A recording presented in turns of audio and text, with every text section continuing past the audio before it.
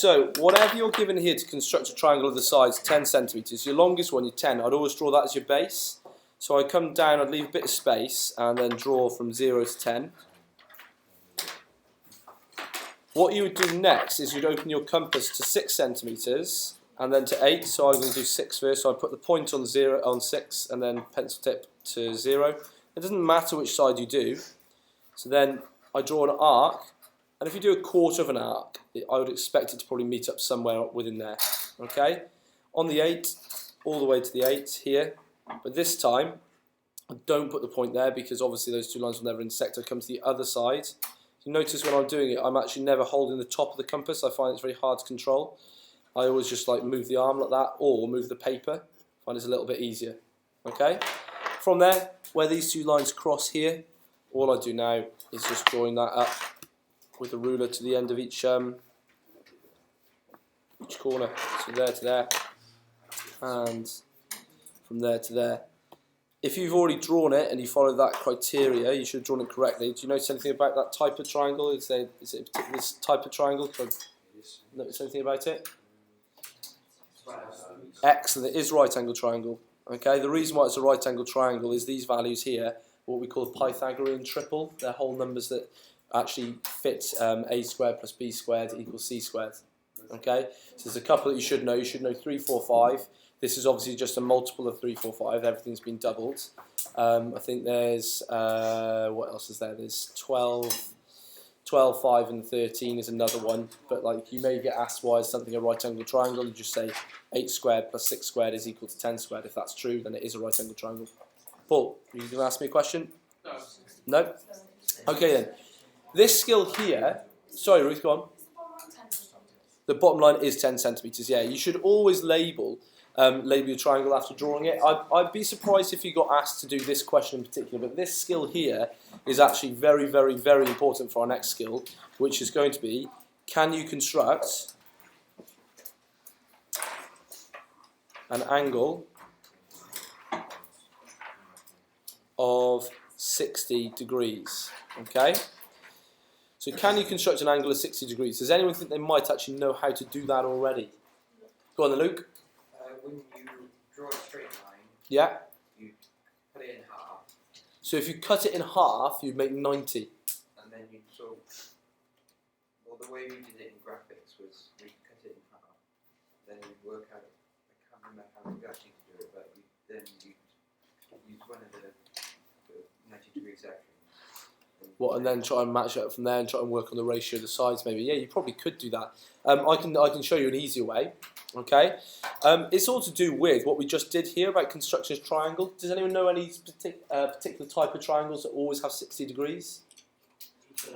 Equilateral. We just need to draw any equilateral triangle. So we could do a 2, 2, 2, a 3, 3, 3 triangle, 4, 4, 4. What I'd recommend is that you're doing something that's easy to draw. So I usually do 6, 6, 6, or maybe a 7, 7, 7 one. So if I get my compass open to 6, I go and draw the base in first actually, that's probably the best way to start. So drawing a base of 6 centimetres. There. And then I don't really need to measure with using the ruler, I can just go and measure the line here. There we go, and you can see that it is done correctly. Draw an arc here, moving that around to here. Okay, and then it should just be the case that where these two cross here,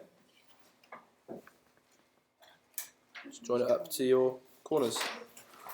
Now that there, technically, I've already done my angle of 60 degrees. If I go and join it up to make an equilateral triangle, I've made 3 angles of 60 degrees. There's no need to go and do that second line I just did. But now, I have got 360s by making an equilateral triangle. Okay, so the notes that I'll be making here, 60 degrees is equilateral triangle.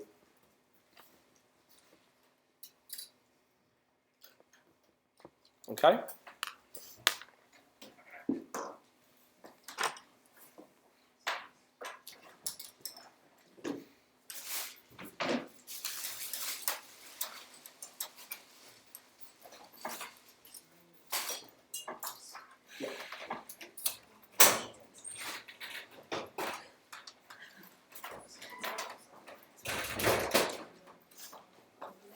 Okay, now you could get asked to do 60. You get asked to do. Can actually get asked to do 3 types of angles. You could also get asked to do 120, which really is a doddle. So 120, and you could also get asked to do 30 degrees, which maybe isn't quite so easy. Okay. For the moment, we can easily go and do the 120. Does anyone know how to do the 120? Go on. Which isosceles triangle? Is it always particular types of measures that we know definitely make 120? 60 and 2 60s? Not quite. There's an easier way to do it than that. I'm not saying that you can't do it that way, but it'd be a bit tricky. What's that, sorry? Would it be a 12 centimetre one because it's twice as big as the triangle I just drew? Yeah? Lovely idea. It's not the case. If they're all the same sides, then they're always going to be all the same angles, which will be 60. So it really doesn't matter how big your triangle is, it will always make 160. It's using something that you knew back in probably year 6, year 7. Angles on a straight line add up to. What have I just made here? So if I extend that straight line, what's going to be on the other side? 120, done. Okay, so all we have to do here is go and join that line up a bit more. So here, I've made 120. The first time I did it, I ended up doing like another equilateral triangle joined onto this, so I had 2 60s, and that would also work, but it's a bit of a faff, and all I need to do was this bit here. Okay, so we've done 120, we've done the 60. How might we do 30? So you go halfway through the triangle and then draw it to the... Excellent. Okay, we're going to do something called bisecting the angle, but what I wouldn't mind doing beforehand is doing a little bit of a tutorial on bisecting angle, then come back to this. Okay, so underneath, can you write something called bisect? Do you know what bisect means? Cut in exactly half. Okay, lovely, well done. Bisect an angle. And then your angle, it just needs to look generically something like this. It doesn't need to be any particular measures. Bless you. It's going to sound good on the video, isn't it? Okay. Can I borrow that compass again, Luke? Okay, so how do you bisect an angle? The way you bisect an angle is you get your compass where the lines meet, so here, and you open it to a little bit. Something that you're comfortable with moving your compass. If you do it too small, it's too fiddly, it's too annoying, okay? I do it about 2 to 3 centimetres, maybe pushing 4, and as long as it's clearly going to cross both the lines here, because if it doesn't, it'll be wrong, okay? So, first bit, this is a bit we did on my interview lesson, this sort of stuff. Remember that? Yeah, with, what's his name? Indiana Jones. Indiana Jones. Okay, very important, you mark where they cross. Okay, because your compass is now going onto those points and you draw just inside of the angle. So there, and then over to here. Okay, so I went here first of all, drew my arc, moved to the other one, just inside the angle, and then where these two cross, if I get my ruler and go from where I originally put my compass, so like where the lines met, here, I have then bisecting an angle. Which end of the angle do you keep? They're both so these is just cut in half. This one, okay. Yes, the box, the purple box over there. Yeah. So that Luke you showed, David. Okay, so if we know how to bisect an angle, we should be able to go and create. But sorry, do you even have to do that? Because you know that the side of a triangle is like 6 centimeters, so if you just go 3 centimeters and then draw it to the... What an interesting question. I hadn't thought of that at all. They'll be looking to see your construction lines. You see these pencil lines here? It's very, very, very important you don't rub those out because it's showing someone that you understand what you're doing. The argument they'll use that if you say, right, this is 6 centimetres, so if I measure on my ruler 3 centimetres, then there is a little bit of human error there. You know, it may not be exactly 3 centimetres, maybe 2.9, 3.1. So they'll be wanting to see these arcs to know that you've done it properly. Okay, great question. I thought that was a very good question. So to go and make 30 now, hopefully that's going to be a little bit more simple. All we need to do is to bisect one of these three angles here. It depends what they say. If it said at a point here, then at this point here I've made 120 and 60. So I'd have to do it at this point here, but if they said just construct an angle of 30 degrees, it doesn't matter from here, here, or here which one I did. Okay?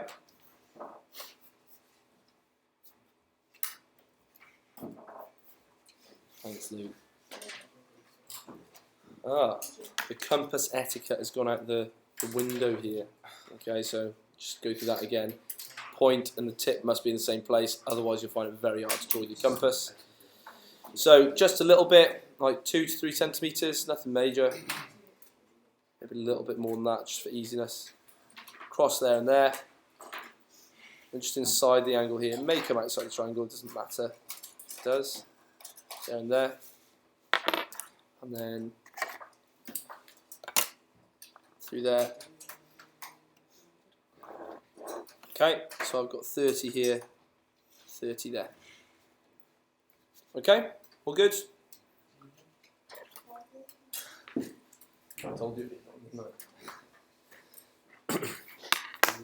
Okay, so I've got my notes there. If anyone feels the need to have them at the end, they can. Okay, so we've done constructing 60, 30, 90. So we looked at doing 3 already. Sorry, we've done 60, 30, and 120. We're now going to look at constructing 90.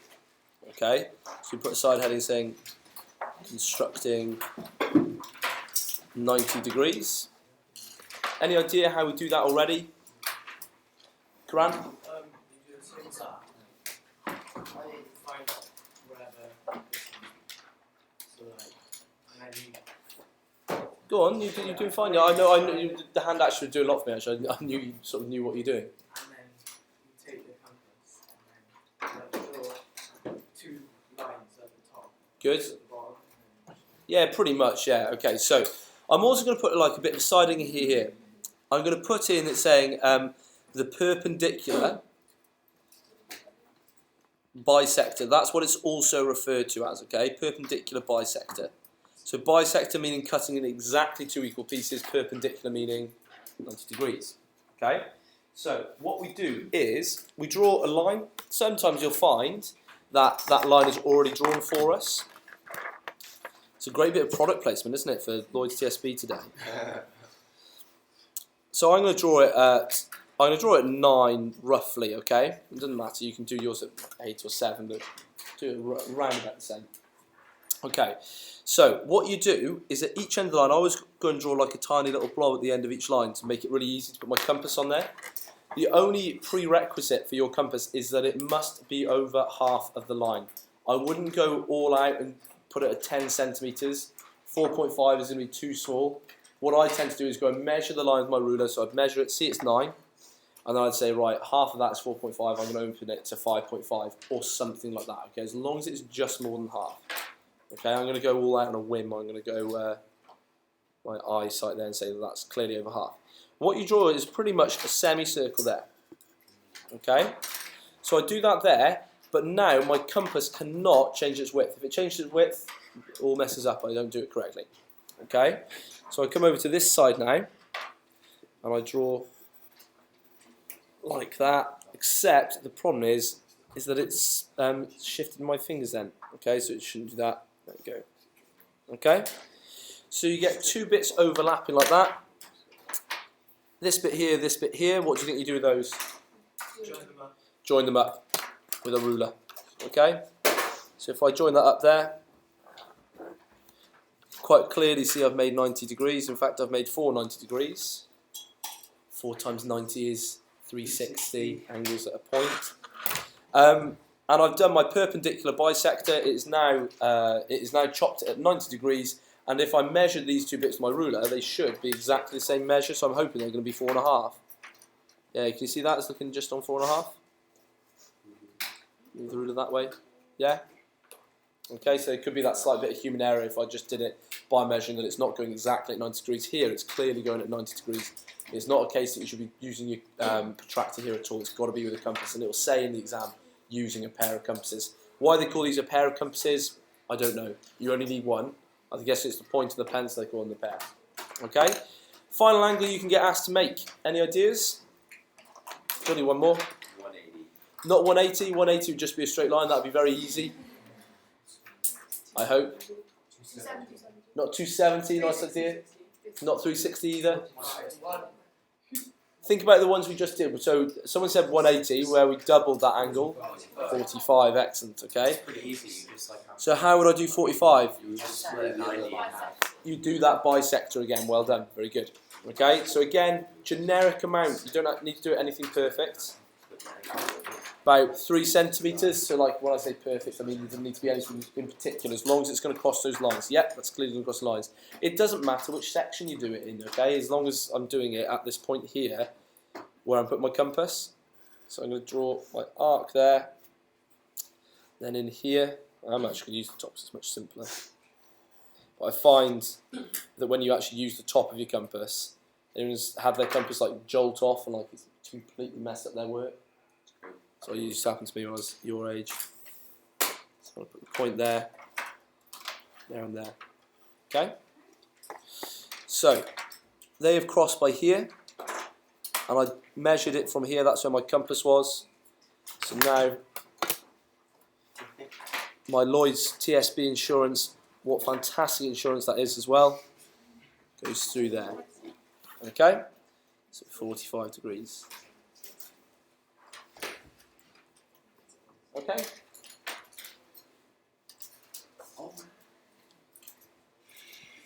So there we go.